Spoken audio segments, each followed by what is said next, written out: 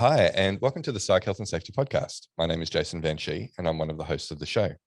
The aim of the podcast is to rapidly increase the knowledge and application of psychological health and safety in workplaces worldwide.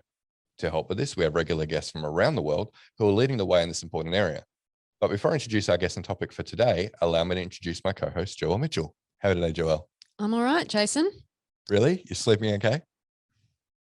Relatively.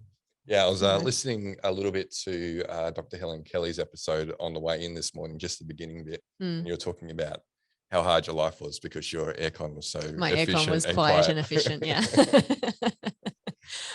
So what I found was that like on the weekends, my son knows to basically, he's not allowed to come upstairs and wake me up until 9 o'clock. But he will get up and get himself some breakfast and he'll sort of play and he likes to sing to himself and all of that sort of thing. And previously with just the white noise upstairs, I wouldn't really hear any of that, but now I do. So it's more interrupting my weekend sleep-ins is the main problem that I'm having there. Because you can hear him moving around. Yeah, and just he's not like being obnoxious or anything. He's just doing his normal weekend morning thing. So yeah. Yeah. Now we live across the road from a park, and most of the time we don't get great airflow through our windows, so we just keep the windows shut and have the aircon on. Well, last night it was cool enough for the first night in a while to have the windows open and not have the aircon on. But then the bloody birds in the morning, right? Yeah. Do you have crows? Oh, we got everything. Yeah, crows are the worst in the morning. They're just like, and when they like fly and squawk at the same time, and it makes that like, you know that noise? What's the opposite of the dawn chorus? Yeah, I don't know. But it's not a nice sound. No, it's not. It's not. No, not like that lovely British bird song that everybody talks about. Yeah, no. We wouldn't describe it as Australia. A chorus. Yes, Australia, Australia, mate. Yeah. So. Okay. Yeah, those crows are just like, F you, it's morning. Yeah, wake up. Wake up, you lazy. Yeah. Whatever. Look, all right. So we got to get a new topic to talk about, I think so. At the beginning of these shows.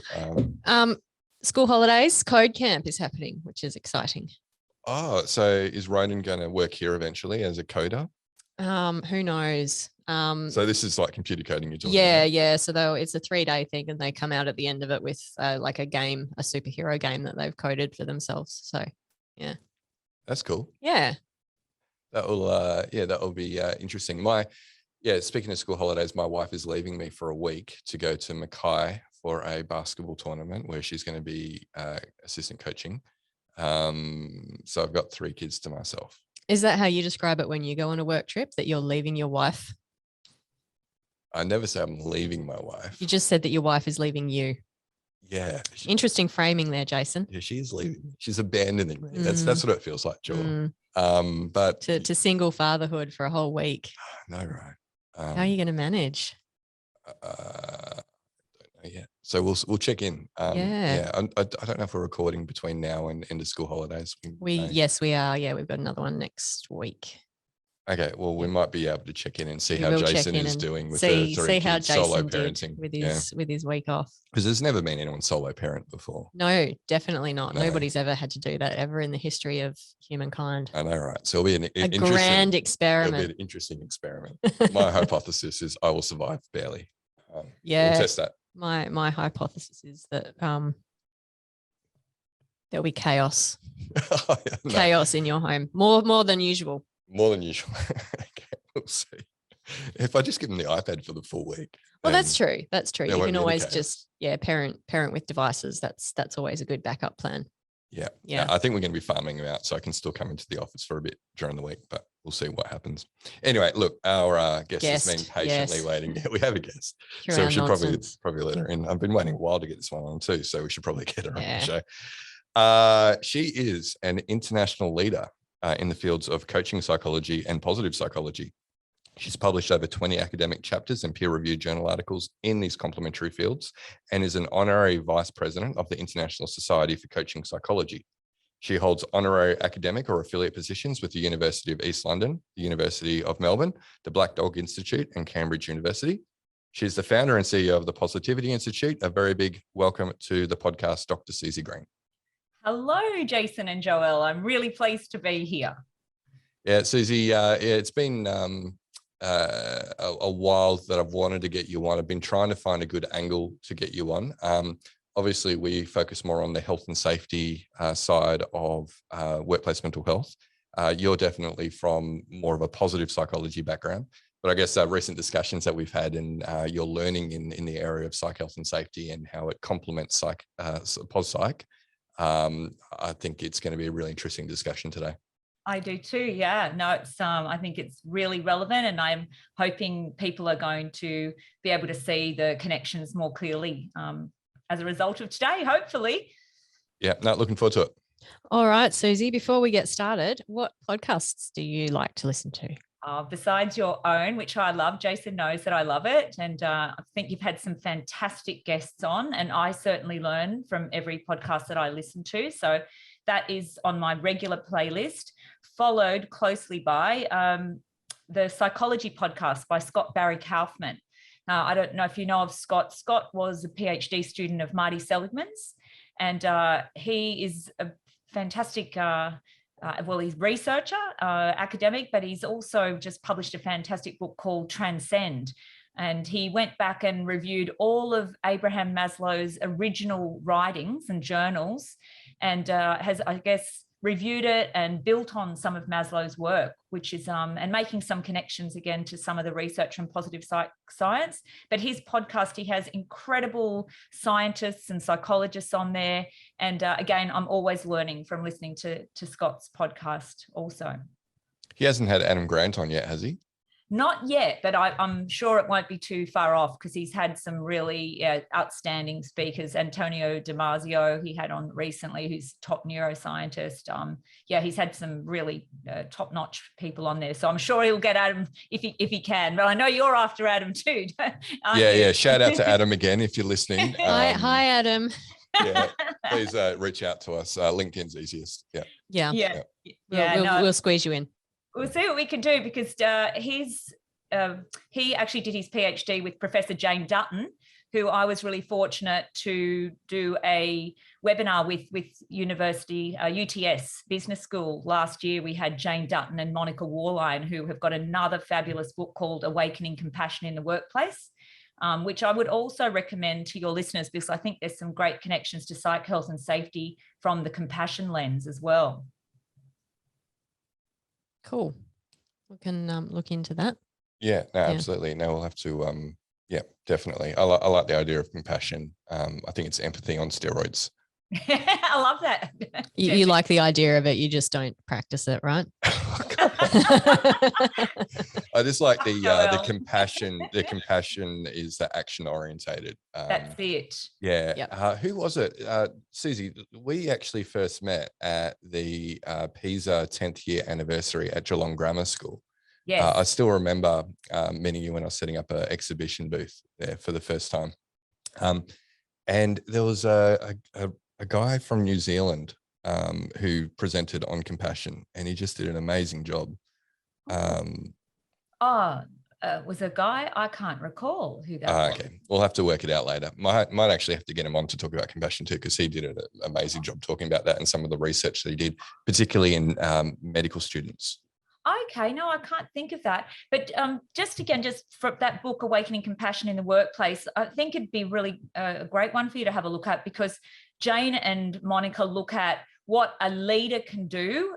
So from the leader's perspective in terms of creating compassion through their own, I guess, behaviors, but also what they can do as influencers in terms of affecting the system as well, to create, more of a compassionate system. So yeah, I think it fits really nicely with the psych health and safety. Yeah, and so many different areas of it as well. If you think about like the diversity and inclusion aspect of that, and where compassion sort of fits into there as well. There's a lot of room for that in this space for sure. All right, Jane, if you're listening, we'll reach out to you shortly. We will. Yeah, we'll have our people talk to your people. We will. Yeah. All right. So Suzy, can you tell us all about your professional career, please?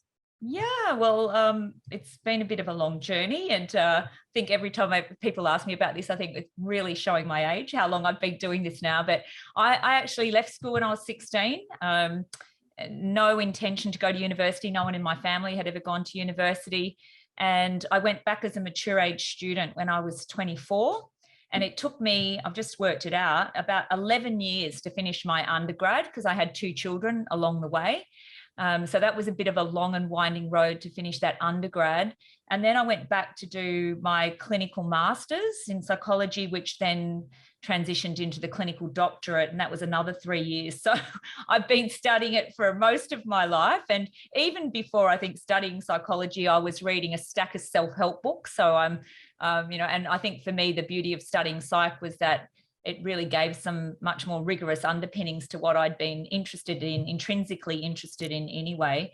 But I went into clin psych because I was actually married, but then going through a divorce with a psychiatrist. So I guess my entry point into psychology was when my husband at the time used to come home and tell me about some of the patients that he was seeing, and he'd tell me about some of the famous psychiatrists and some of the theories, and I was so intrigued by it. And so he said to me, well, why don't you study psychology? And so I managed to get myself into university and study psychology. And I often tell the story of, I remember sitting in my very first lecture at University of Wollongong, and there were about over 120 students, I think, at that point in time. And the lecturer saying, it's a long road. If you want to get right through to becoming a registered psychologist, there'll probably be only 12 to 15 of you that will go right through and perhaps do a doctorate.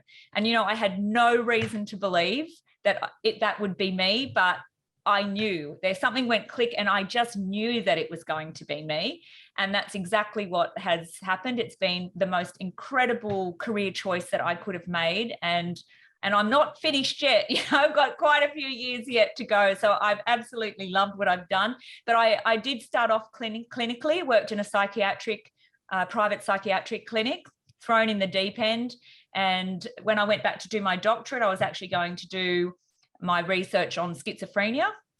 And then there was a talk on life coaching by the local Australian Psych Society, a couple of guys that were interested in life coaching, which hadn't really even entered the realm of psychology at this point in time. And they were looking at it to use with Vietnam vets in terms of life redesign into the future. And to cut a very long story short, I did some research. I found out the University of Sydney had just launched a coaching psychology unit in the year 2000. And I reached out to Professor Anthony Grant, who we sadly lost just a couple of years ago now.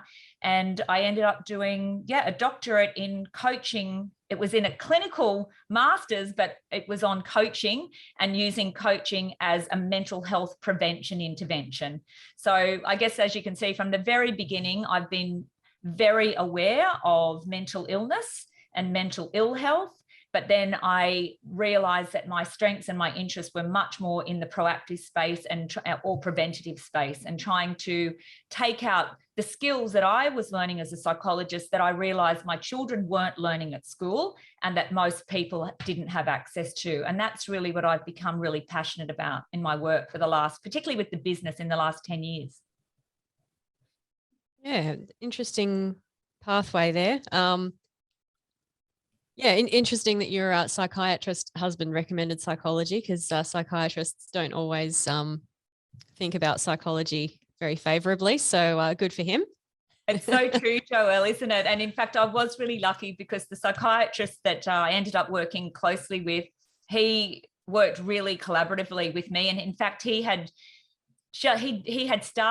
done undergrad psych and psychology as well as psychiatry, and was doing honors, and then he got married and he never finished. But he was very supportive, and we worked very collaboratively, particularly with a lot of his anxiety clients my first entry point was teaching progressive muscle relaxation, alongside the medication that he was prescribing, or the other sort of psychodynamic work that he was doing with his patients. Yeah. Okay. Yeah. So if he's, more open. Taking that kind of an approach to his therapy, then you could see that they would be more open to working with psychologists as well. Yeah. But you're right. It's not always been the way. Fortunate. Yeah, no, I had a similar entry into psychology. Not that I was going through a divorce with my mum, but my mum had been a GP for 20 years and had started to specialize in psychiatry and had done a year. And I was in year 12 at that time and not really sure what I wanted to do. And I was like, oh, that sounds really interesting, but I've got no passion or desire to do a whole medical degree and then specialize. That's an even longer route, right, than becoming a registered psychologist. So I thought, well, what you're talking about is really interesting. So maybe I should look into psychology. So yeah, it was a psychiatrist that got me into, or almost psychiatrist that got me into psychology too. Well, mine too, in a way, because I used to read a lot of my mum's self-help books, which a lot of the time were authored by psychiatrists. I think really just trying to. I'm trying to elbow into this conversation. Yeah. That's me. Classic me. Classic job. Yeah. So Suzy, I'm interested. What exactly does a coaching psychologist do? Yeah, so a coaching psychologist draws on or utilizes underpinning psychological science, behavioral science, adult learning principles to, well, there's, I guess, a number of potential outcomes that relate to definitely for performance. And in fact, coaching historically has been very performance focused, but from a coaching psychology perspective, if you delve back to the very early definitions of it, it's always been about improving quality of life and well-being in addition to performance. Yeah, okay. And then what about positive psychology? Because you, I guess, have melded the two together, right? Positive psychology and coaching psychology. Exactly. So when I first started, I guess I actually describe myself as the love child of positive psychology and coaching psychology. So I grew up with both of them. And as you can see, my doctorate was on using evidence-based coaching as a mental health prevention intervention. But the coaching intervention was a traditional coaching intervention. We help people set a personally meaningful goal. We support them through the goal striving process. And as a result of going through the goal striving process, well-being emanates as a result of that.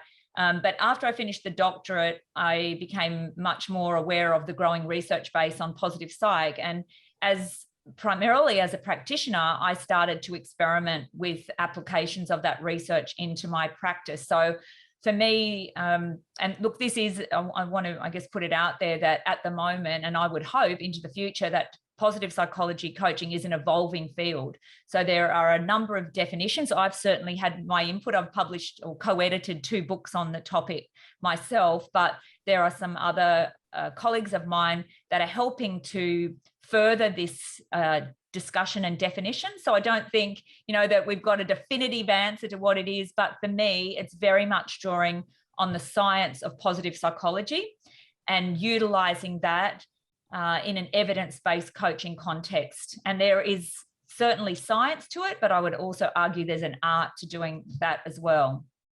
Yeah. So what sort of people then use that sort of service, coaching positive psychology? Well, I think you'd hope it, as a result, clearly, of the pandemic, and as you and Joelle would be very well aware, people are more than ever talking about mental health and well-being. For me, coaching has always been about well-being, but when I started exec coaching back in 2004, and I worked in some of the large professional services firms, federal police as well, I couldn't really even tell people I was a clinical psych in those days. As a coach, I had HR directors say to me, "Oh goodness, don't say that. People will think that you've come in, to do therapy, or there's something wrong with them." And I've really seen that change over time, where it's actually highly valued now as a coach if you have got a psych background. But yeah, so for me, even though in the early days I was brought in purely around performance, I would always weave the well-being or the mental health and well-being aspects into my coaching. And in fact, my colleague, Dr. Travis Kemp, who I worked with in his coaching company, we collected some data. I can't remember exactly how large the sample was, and we didn't publish it. We presented it at a conference, but we never got around to publishing it. But we used the brief symptom inventory, the BSI. And so we looked at psychological distress these are high performing senior executives. And it wasn't a small sample by any means. And it was 38% of executives turning up for coaching had significantly high levels of psychological distress. So I think this is when what we all sort of intuitively knew, that coaching, necessarily wasn't just for people that weren't suffering from mental illness. The reality is that the people that we were coaching, just based on pure statistics, I guess, is that there were certainly people that were suffering with particularly disorders like clinical depression or anxiety. But yeah, so positive psychology coaching can be used in a leadership context. And in fact, the recent edited textbook that I've done with Alona Bonnywell and Wendy Smith is about positive psychology in the workplace. But what we're starting to see now is something called the democratization of coaching. And there's a couple of big coaching, well, more than a couple now, coaching tech platforms. And we're starting to see coaching through technology be offered much more widely than it has historically been offered.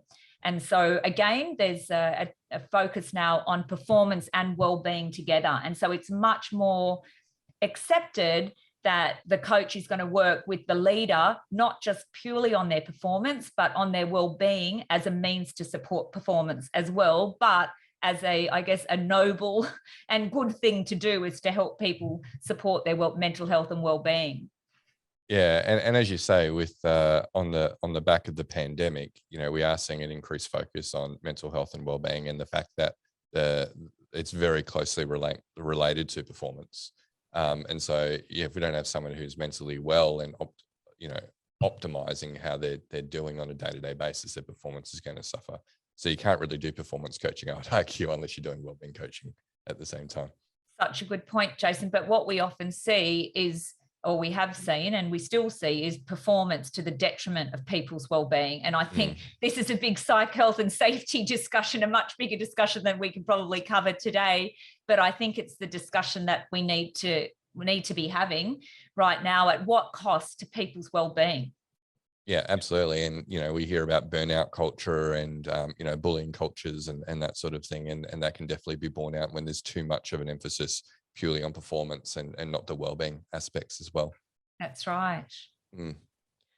So, Suzy, we haven't really looked at positive psych in a great deal of detail in this podcast before. So for our listeners, can you provide a bit of an overview of the discipline of positive psychology? Yeah, fantastic. Well, the definition that I prefer is one by Shelley Gable and Jonathan Haidt, which is it's the science of optimal human functioning.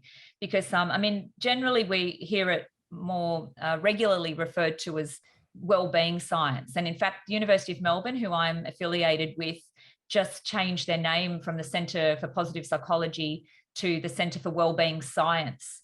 And the reason they did that was to broaden, I guess, for people to understand that it's not just positive psychology that studies well-being. There are other fields like neuroscience, like coaching psychology, that can make a contribution to understanding well-being. But I much prefer the optimal human functioning because I think it's a broader definition. And I also think, for me, yes, well-being is important. Clearly, it's important, but my preference is to look at coaching for, I guess, self-actualization. And in fact, this is something that Scott Barry Kaufman, who I mentioned before, has been talking about, or coaching for personal growth and development, for adult development. There's some wonderful adult development theories that coaching is also drawing on as well to help people, be their best selves. Yeah. So can you give us maybe, are there sort of key theories or models and that sort of thing within the field? Yeah, absolutely. There are some key theories. The key, I would say, arguably the key theory is self-determination theory, which is a theory that we use and have used in coaching psychology. In fact, I think we were using it in coaching psychology before even positive psychology. So Ed Deci and Rich Ryan's work, which is hugely influential, I think has got a huge amount to offer from a broader psych health and safety. It's a meta theory that's made up of a subset of mini theories, but for anyone that is new to it, there's plenty on the internet that you can access. It looks at three key psychological needs that are essential to thriving. And if those needs are thwarted, is the term they use, then that has a negative impact on our well-being. So competence. So we all need to feel a sense of being competent at something, not everything. A is for autonomy. So we use the acronym CAR. A is for autonomy, wherever we can provide choice. Even if it's limited choice, people flourish when they're given choice. And the third one is relatedness, which highlights, and I guess is aligned to a significant body of research in psychology generally about the power of our positive relationships. But it also taps into intrinsic, extrinsic motivation. So there's a huge amount there from a flourishing and a performance perspective. Hope theory is another one of my favorites. And in fact, a new paper just came out this week on a new conceptualization of hope theory, which looks at our goals, the capacity to set goals, our agency, and then our pathways to get there. And then, of course, Seligman had PERMA, which I'm not entirely sure. I don't know if it fully fulfills the criteria for a theory, perhaps a model more so. But they're probably key theories. And then there's a whole stack of research. And this is why in the early days, and as you can imagine, I've heard every single criticism of positive psychology that there has been, when people used to just write it off and say, oh, that's rubbish, or there's not enough research, or it's all happy dappy. It's very hard to make those statements because it is an umbrella term, and there are many, many different psychological constructs that are being studied across the globe. Some have much more research than others. That's absolutely clear, but it's very hard to just write it off in one fell swoop, I would say. So topics like compassion, positive leadership, which sits under the complementary field of positive organizational scholarship, gratitude, forgiveness. There's so many different post-traumatic growth. There's such a stack of research that can be helpful from a positive psychology coaching perspective as well. Yeah, great. Thank you for that. I think, for listeners who are interested in finding out more, you've given them a lot of leads to follow up there. So that's great. Thank you. Yeah, I think one thing I really like about the field of positive psychology is primarily it seems to be more focused on eudaimonic well-being rather than the hedonic. We see, particularly because we work in the digital, workplace mental health space, that there's a lot of focus on, just focusing on oneself, building up a self-practice of mindfulness, for example. And the whole happiness thing as well. Yeah. Like toxic positivity stuff. Yeah. All that stuff. Whereas I really like this idea of meaning and purpose and how that's kind of interwoven within positive psychology, and really understanding, what is life all about? Well, it's to, leave the world a better place, to have an impact beyond oneself. I had a really interesting discussion, I remember, with this person who ended up taking on a role. He was ex-Wellington College, who we know, Wellington College was huge in the field of positive education. And he was taking on a role in Pennsylvania. And we had dinner one night in London, and he was saying to me that, he was thinking about taking on this role, and he had to present to, the board of trustees. And he said, look, I want to present there and say, look, I want people to self-actualize. I want them, I want the students to be the best that they can be. Yeah. And I'm like, well, to what end? Why do you want them to be the best that they can be? Yeah.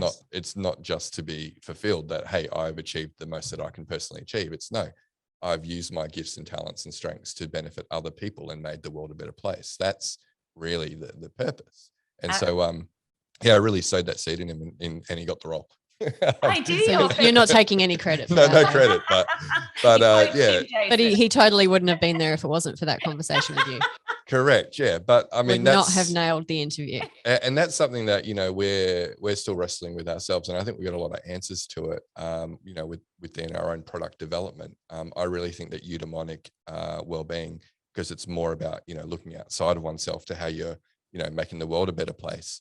That the hedonic well-being can be like these little sugar hits of well-being or happiness, that are short-lived and not sustainable. And it really requires regular practice to keep that up. Whereas the eudaimonic is generally longer lasting well-being. And it can have a greater impact through things like compassion on other people, right? Rather than just purely on one's own well-being. Absolutely, Jason. I think you've made a really good point. And I think we have moved from the you know, when Psych first came out, it made the front cover of Time magazine with the big yellow happy smiley face. And I think for me, this is where, coming from a clin psych perspective, it was never about being happy all the time. And I knew that and I usually say they do lock you up if you are walking around with that happy yellow face all day, every day. So for me, it's always been around the full range of human emotions. And in my original doctoral research, I used both measures of subjective well-being and psychological, so the hedonic and the eudaimonic.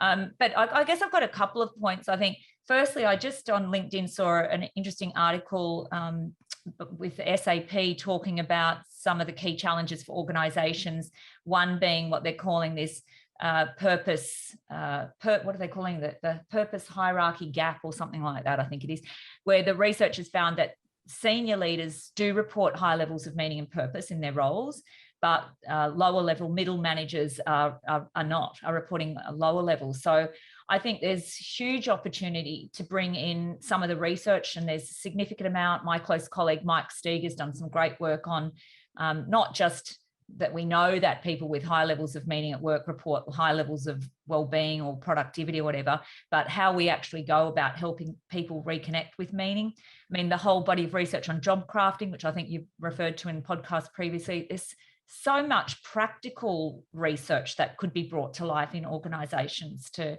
help people around, particularly around meaning and purpose.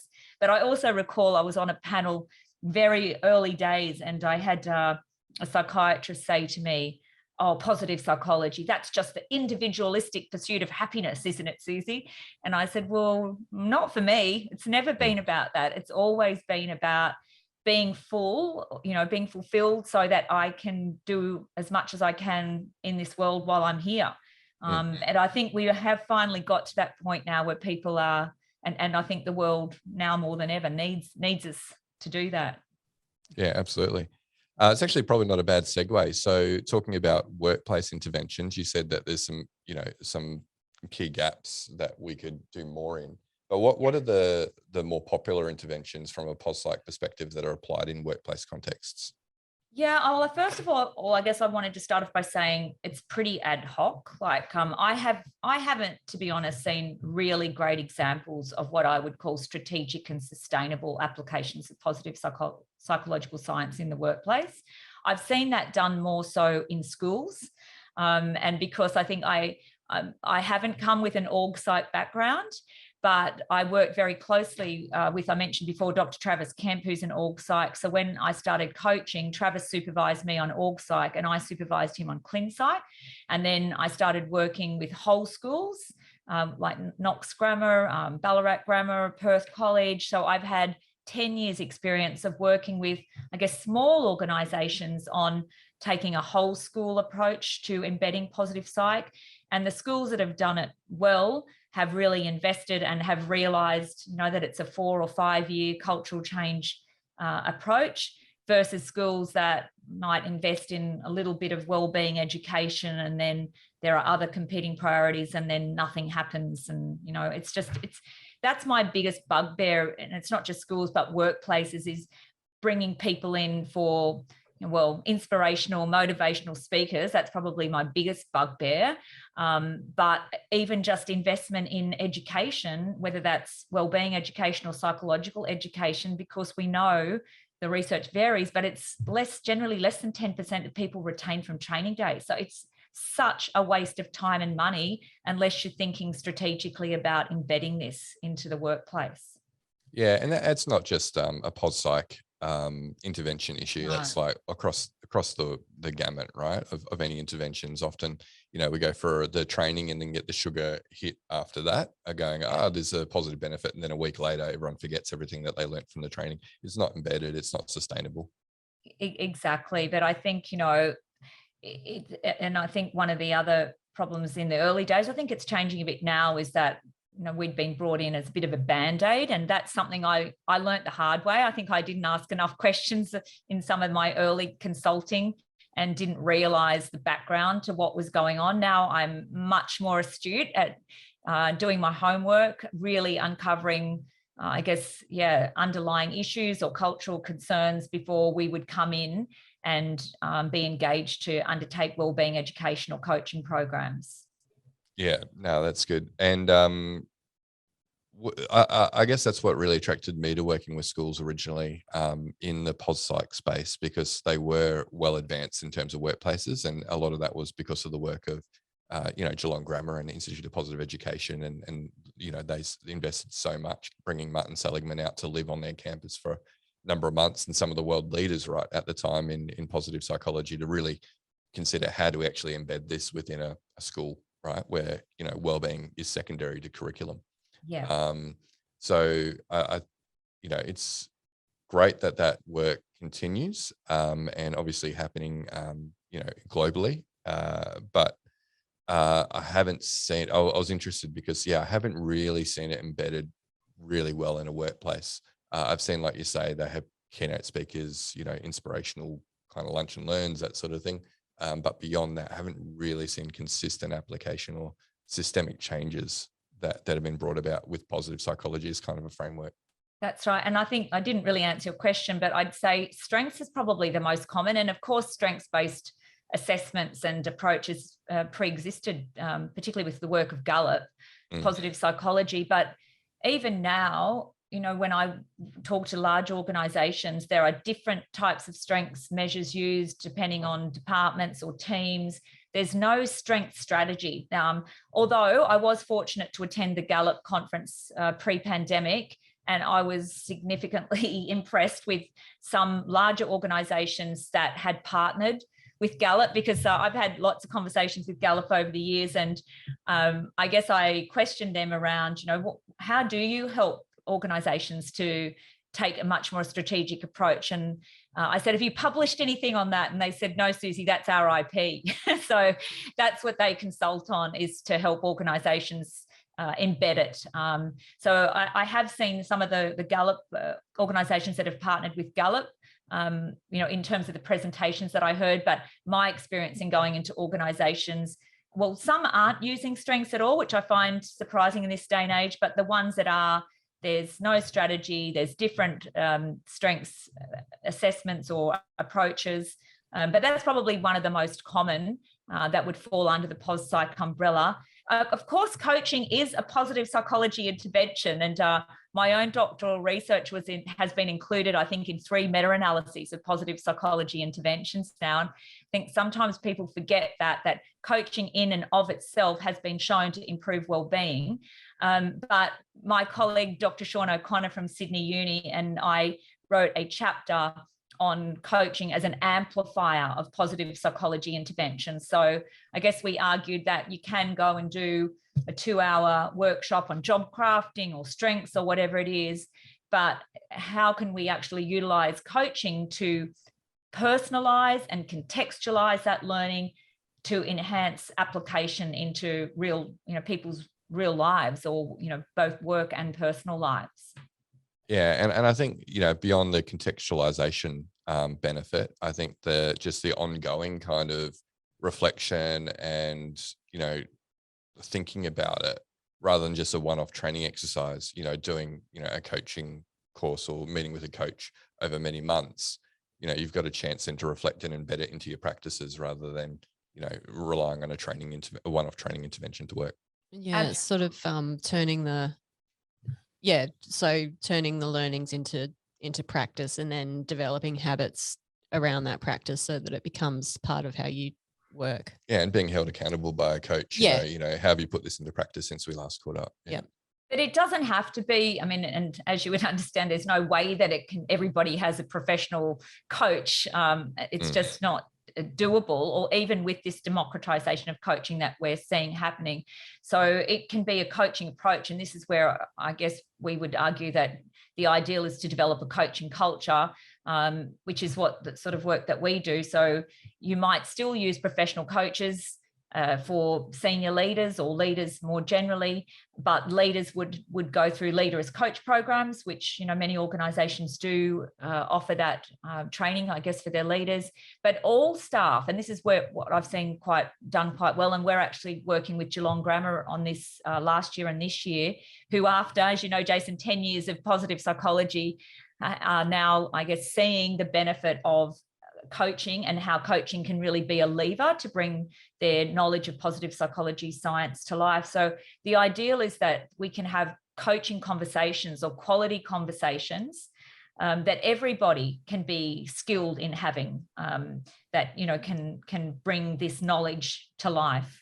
So for me, there is real benefit in wellbeing education. I absolutely believe that people should have access to wellbeing education. We're not at a point yet where all schools are offering it. We're definitely seeing more and more schools. I think, mark my words, it will be the future in all schools. There'll be some form of wellbeing education to build wellbeing literacy, which is being studied at Melbourne Uni through a number of PhDs at the moment. So perhaps into the future, we may not need to run these wellbeing education programs in workplaces, but I think right now we still have a gap. I personally retain a handful of C-suite exec coaching clients, highly competent, highly capable people, but not that knowledgeable psychologically speaking, or, you know, they might have some skills, but they're actually really open and lapping up some of the psychological capability, I guess, knowledge and skills that I'm sharing with them, and helping them to utilize in really personally meaningful ways. Yeah, and I think that's such a great investment if you're an organization and you're promoting people who are technically competent but don't necessarily have, you know, the right understanding of leadership or how to motivate or, you know, whatever. Bringing in a coach to build out some of those skills and knowledge that they don't have, I think is a great investment. Yeah, absolutely. So Suzy, I think, I guess a pattern that we typically see when organizations start to look at, you know, mental health or wellbeing interventions is that they'll start with a focus on, you know, resilience training or mindfulness training, and they don't really look upstream at, you know, what are the issues that we're actually creating at work, and they just go for those individual level interventions. Do you find a similar pattern when you're being engaged to do sort of positive psych interventions in the workplace? Yes, Joelle, it's so true. And I'm hoping that your program is going to highlight this for many organizations. And as I said, I've become, with my increased knowledge and learning in this, I've become much more aware and are asking those questions myself. I mean, I think, not to say this is new, I have been asking these questions for a while because I have worked closely with organizational psychologists, and I think you know Dr. Eileen, or just about to be Dr. Eileen Doolittle. Jason, I'm not sure if you know, she's quite close to Eileen to submitting her thesis at the moment, or she submitted it, but finalizing it. So I think I've really benefited from understanding, because as a clin psych, we weren't really trained in those broader systemic, I guess, issues. And there is a big movement both in positive psychology. So now with third wave, we're up to the third wave of positive psychology now. People are still, I find, critiquing positive psych based on, over nearly 20 years ago. It has evolved. We're up to third wave, which is systems informed positive psychology. And also coaching is much more systemically focused now as well, rather than, you know, historically it would have been just focused on that individual. We're now looking at the systems that people are in. So there is much more recognition of the impact of the system or the groups that we're in. So I'm certainly asking those questions, but I absolutely have seen that happen, Joelle. I've been involved in a 12-month program where and this is the reality of running real life organizational programs, where we had a leader that was very supportive, was aware of some of the, I guess, other workplace issues that needed to be addressed, not just rolling out wellbeing education, if you like. And we were collaboratively consulting to them about embedding some of the, I guess, theory and research into practice. But he left halfway through the program. A new leader came in. We had meetings with that leader. We became aware that there was some toxic behavior that was occurring that was certainly having a negative impact on some of the positive work that we hoped that we were doing, in which we actually had evidence to see that we were helping create a positive ripple effect. But that leader decided not to address that behavior at that point in time. And so I think a big learning for me at the end of that program was that, as much as I believe in wellbeing education and coaching, it does not mean that we don't address bad behavior at the same time. So yeah, I mean, I'm absolutely aware of it. It's certainly discussion that we have with any new companies that we're working with. And I'm asking, thanks to my ongoing conversations with Jason and our ongoing relationship with Flourish DX, I'm introducing tools like Flourish DX to organizations that we're talking to. I'm asking them questions. The interesting one, which I know Jason and I, we've had a bit of a giggle about this, although it's really nothing to laugh about, is whenever I ask about psych health and safety, the general response is, oh yeah, we've done stuff on psych safety. And I say, okay.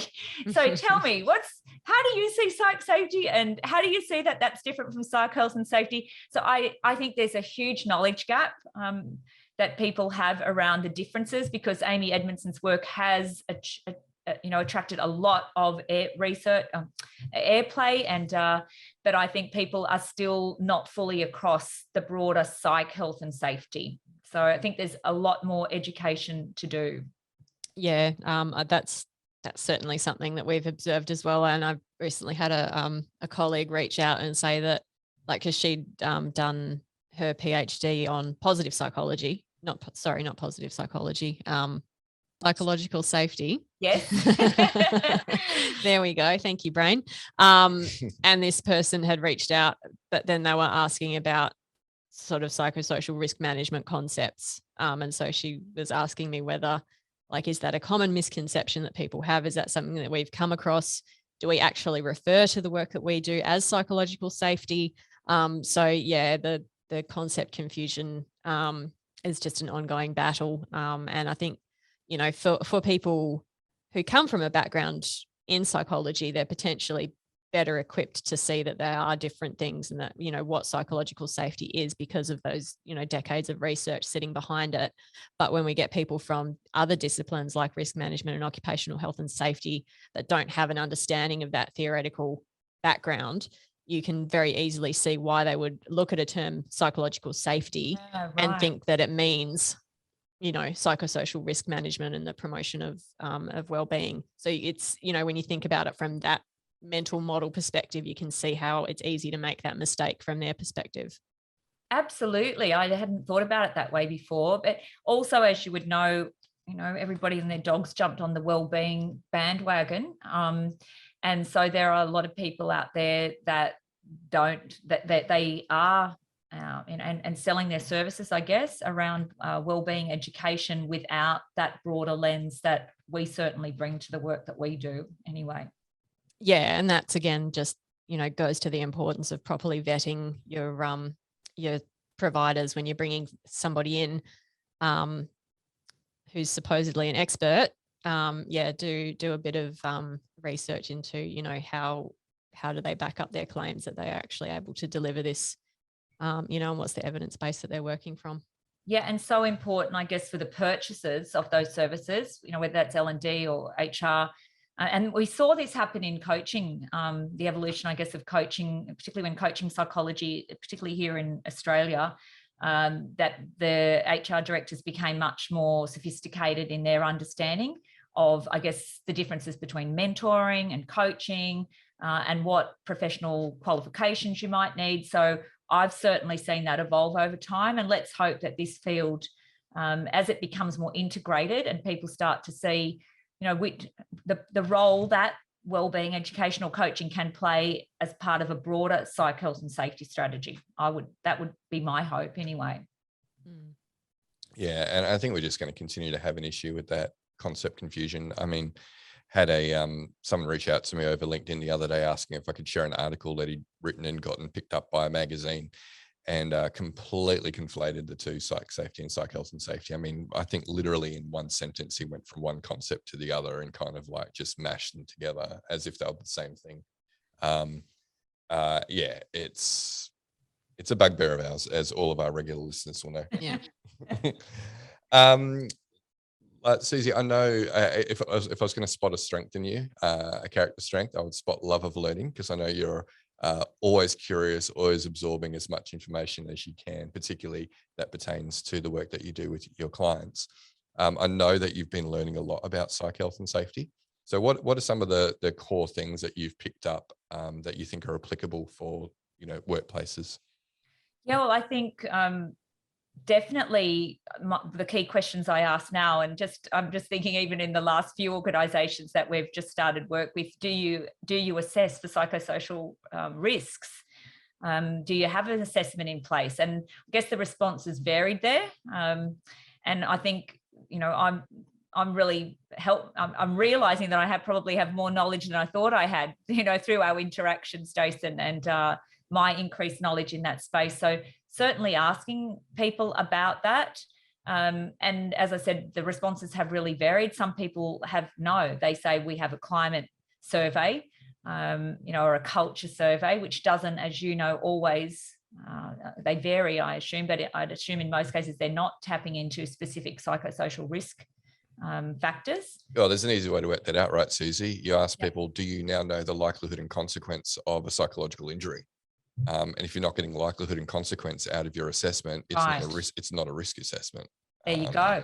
I've learned something else again today. Yeah, but I've just found, again, if we're talking about concept confusion, people go, yeah, we do an employee survey. Well, that's not a risk assessment. No. So there's two questions you can ask. The easiest one is, are you getting likelihood and consequence of harm? If no, it's probably not a risk assessment. And then the other piece is, are you understanding the severity, frequency, and duration of hazard exposure? And again, if you don't have that information, you're unlikely to work out what likelihood and consequence of harm is. So they're the big deficiencies. And again, I guess concept confusion is a real issue that we have to deal with what does actually constitute a psychosocial risk assessment. Yeah. So, I mean, for me, for I think, even previous to more recent times, we've always recognized, and I think primarily because we have had feedback over the years from people saying, oh, well, I get this is all well and good, but it's the system, and I know we also did some work with St. Paul's College at Sydney Uni, residential college, with some of the young men going through there, a philanthropist that very kindly supported that program. And we had one of the leads of the AMA Student Association that was part of that program. Can't think of his name off the top of my head right now, but he's been very verbal in recent years and on Twitter around, let's not just throw resilience training at these medical professionals, let's change the system. Now, I have a son-in-law right now who's in that system, and I'm clearly seeing the impact of that system on people. And I know as a clinician, particularly in my early work in ClinPsych, that yes, I certainly can equip you to go back into that system to perhaps survive, but you're certainly not going to thrive if that system is actively undermining your resilience and well-being. And in many cases, my role was to help them move out of that system because it was that toxic for them to survive in that system. So, yes, I'm not sure where I was going at that point now. Jason, where did we commence with that?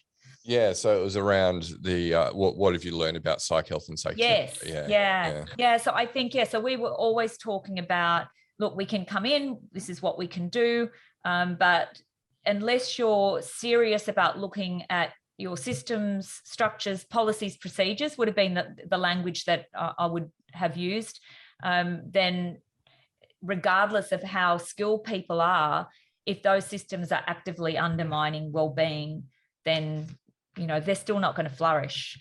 So for us to work with an organization, we really do need to feel that people are authentically committed to changing some of those systemic issues, and we recognize that that's not always easy, particularly in global organizations. So we work with subsidiaries here in Australia that it's not always easy. There are systems and policies and practices that are basically extrinsically told to them, this is what you have to do.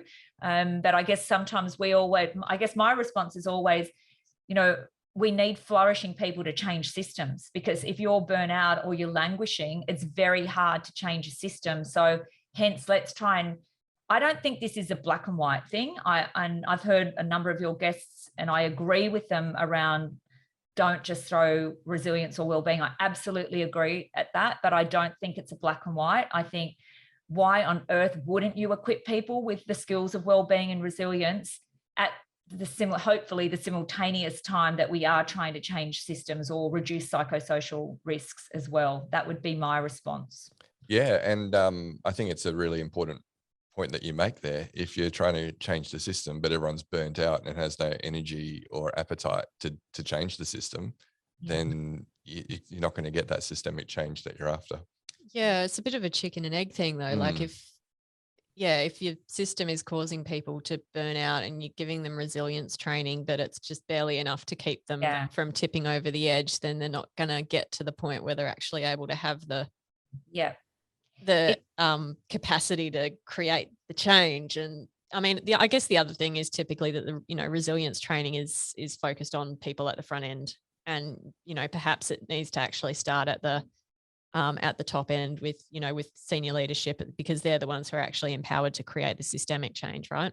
Absolutely. And there's great research on that out of Ross School of Business, University of Michigan, on the positive energy of the leader significantly impacting people in the team, but also back to their home environment. So hence why, as there always has been, generally the investment in leaders, because of that ripple effect. So if we can support leaders, and in fact, our experience through the pandemic in coaching leaders is that they've just been so grateful to have had that coaching support to help them navigate not just their own well-being, but everybody in their team's well-being.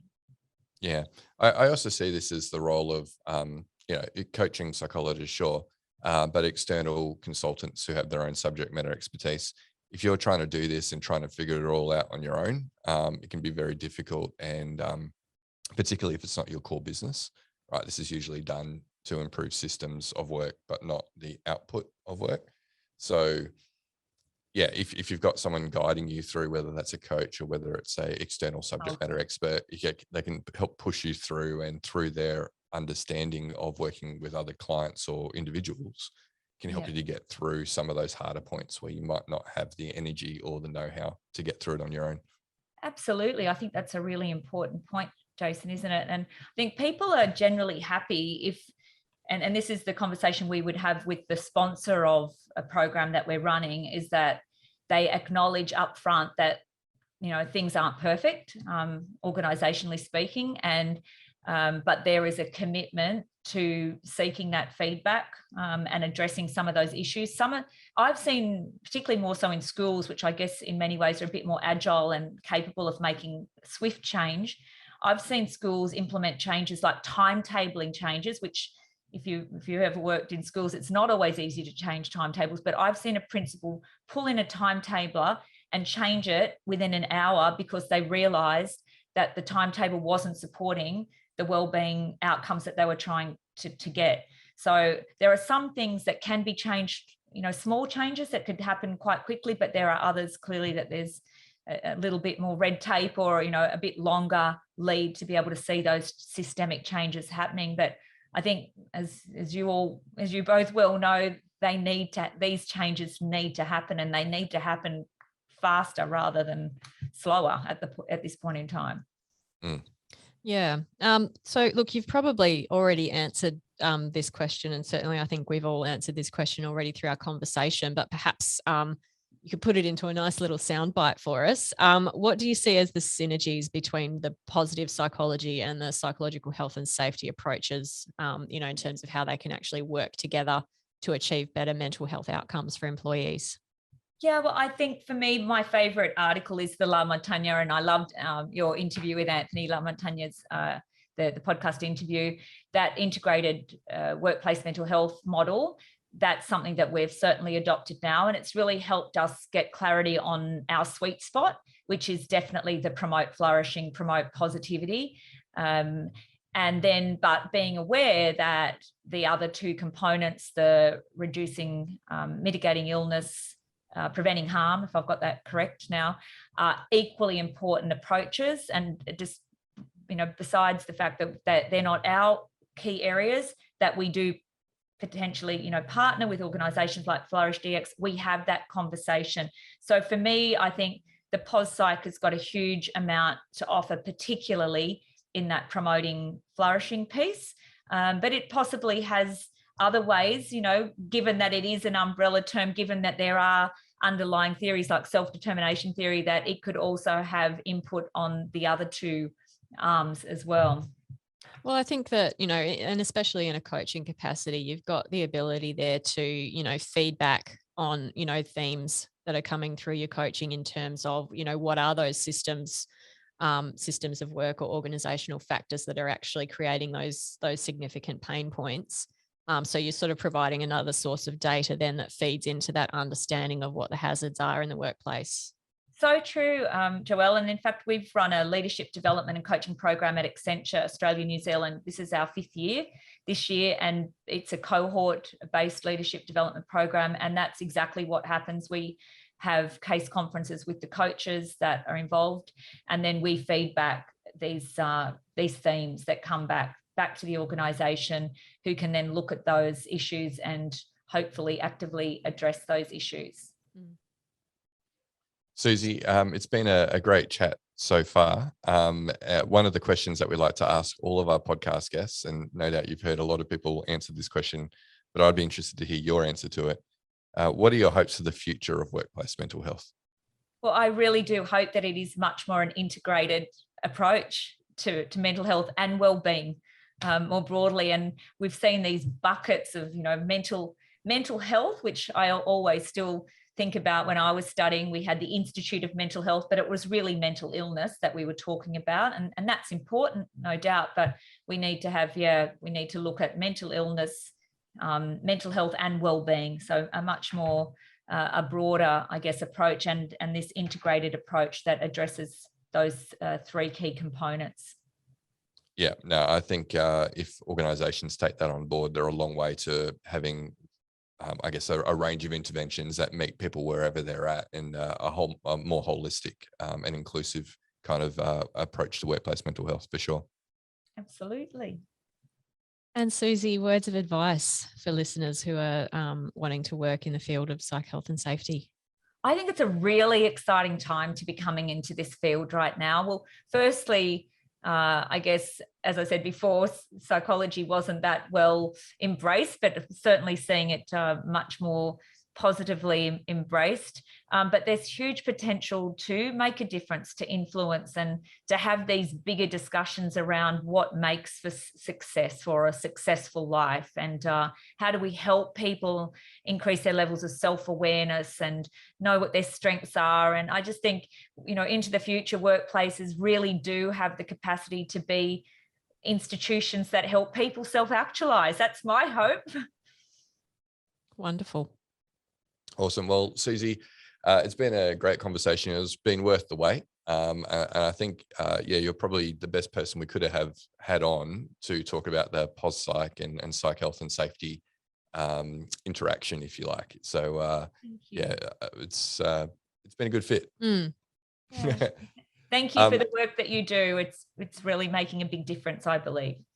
Awesome, Suzy. And where can people find out more about your work at the Positivity Institute? Yeah, the website, I'd say thepositivityinstitute.com.au, but also I'm pretty prevalent on social media. I guess more of my personal life is on Instagram. I'm happy to share aspects of me living my zesty as possible life, and love of learning, certainly one of my top strengths, Jason, but definitely LinkedIn. I've been writing some blogs more recently, particularly one on the rise of the Chief Mental Health Officer, which attracted some attention, including some of your guests, which was great. Please feel free to reach out if I can help make any connections. I'm a connect is another one of my top strengths. So if there's anyone I can connect you to, if you're looking at doing a PhD in this field, I'm pretty well connected academically in the field as well. So yeah, happy to help. Fantastic, Suzy. Well, it's been a pleasure having you on today. Thank you so much. Well, listeners, that brings us to the end of the episode. Remember, we do record these things over the video when we're doing a Zoom call with our guests. So you can view the video on the Flourish DX YouTube page if you would like to do that. We also will take some snippets from this conversation with Suzy, and we'll put them on our Flourish DX LinkedIn page if you want to follow along there. While you're on LinkedIn, you can connect with Suzy, myself, Joelle. All three of us like to continue the conversation through that channel as well. So that's it for today. We'll catch you next episode.